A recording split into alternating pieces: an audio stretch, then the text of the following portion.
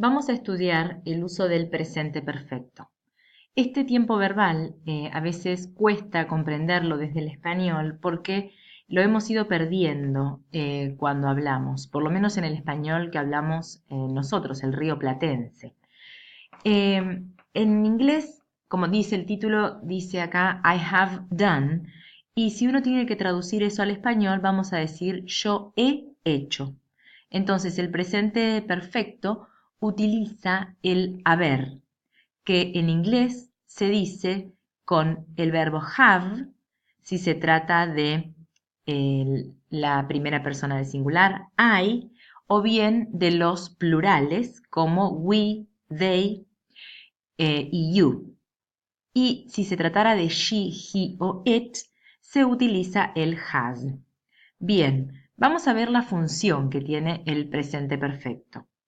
Vamos a utilizarlo cuando hablamos de acciones que ocurrieron en el pasado, pero que tienen un efecto o cuyo resultado se ve en el presente. Vamos a mirar las imágenes que presenta el libro. Aquí dice, His shoes are dirty. Está diciendo sus zapatos están sucios. Luego, en presente continuo, dice he is cleaning his shoes, los está limpiando. Y luego el uso del presente perfecto para decir he has cleaned his shoes. His shoes are clean now, o sea, ha limpiado sus zapatos. Por lo tanto, en lugar de decir limpió, dicen limpiado, ha limpiado. ¿Por qué? Porque el efecto de esa acción se ve en el presente.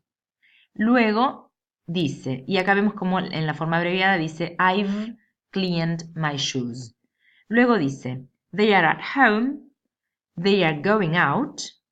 Y luego dice they have gone out, they are not at home now. O sea, la acción de irse tiene un efecto en el presente porque no han regresado, por lo tanto se dice en presente perfecto. Ese es el uso principal que tiene este tiempo. Por ejemplo, si nosotros en español decimos se quebró el brazo y está la persona con un yeso, en cambio en inglés lo van a decir con este tiempo, se ha quebrado el brazo. ¿Por qué? Porque el resultado se ve en el presente. Miramos aquí la estructura que tiene este tiempo. Un cuadro nos presenta los diferentes sujetos que pueden tener la oración. Como les decía acá, I, we, you, they, para decir haber, se va a utilizar el have. Para decir no haber hecho algo, se va a utilizar have not, y aquí tenemos la forma abreviada. Si se trata de he, she, it, vamos a utilizar has, y se puede abreviar con el apóstrofe s, o se puede utilizar has not, y se utiliza la forma abreviada hasn't. Ahora bien, el verbo que acompaña el have o el has está en pasado, pero en pasado participio.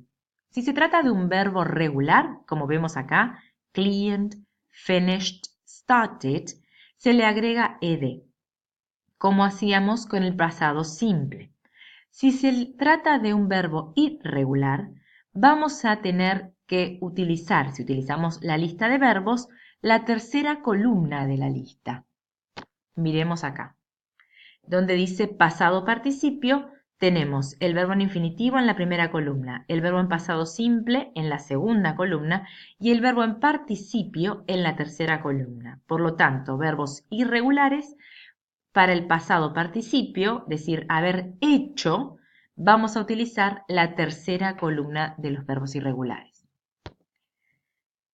Si tuviéramos que formular una pregunta, primero se va a utilizar el have o el has, luego el sujeto de la oración y finalmente el verbo con la forma del participio. Aquí nos recuerda las reglas para convertir los verbos en pasado, que son las mismas que se aplican para el pasado simple, se aplican para el pasado participio.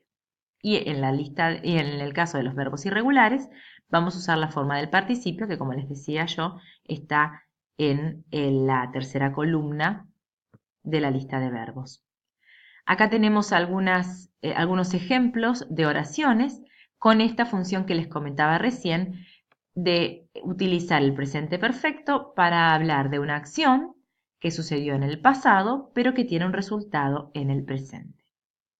Acá se presentan ejemplos y luego en la ejercitación tenemos que aplicar todas estas reglas que vimos recién.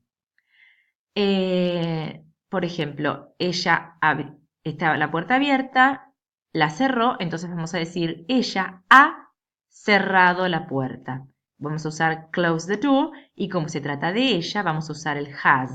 Y como close es un verbo regular, le vamos a agregar solamente la D. En el caso de ellos, están mirando televisión y luego se han ido a dormir. Entonces vamos a decir, ellos se han ido a dormir. They have gone to bed. Nos vamos a manejar con los verbos. Si no los encontramos en la lista de verbos irregulares, entonces suponemos que son regulares. Por lo tanto, les agregaremos ed de acuerdo a las reglas ortográficas de cada verbo. Bien, en el número 15.2 tenemos los verbos para ubicar en las oraciones. Primero recomendaría yo intentar entender la oración para ver cuál es el verbo que corresponde en cada una de ellas y luego decidir si se va a usar have o has de acuerdo al sujeto y si fuera una pregunta, respetar el orden de los elementos dentro de la pregunta. Vamos a ver acá el primer ejemplo. Dice, Can I have a look at your newspaper? Yes, I've finished with it. He terminado con el diario. Entonces, como se trata de I, se utilizó have, la forma abreviada, y ya se utilizó el verbo finish. Vamos a hacer el resto de las oraciones y se pueden corregir entonces utilizando las soluciones que están a partir de la página 282.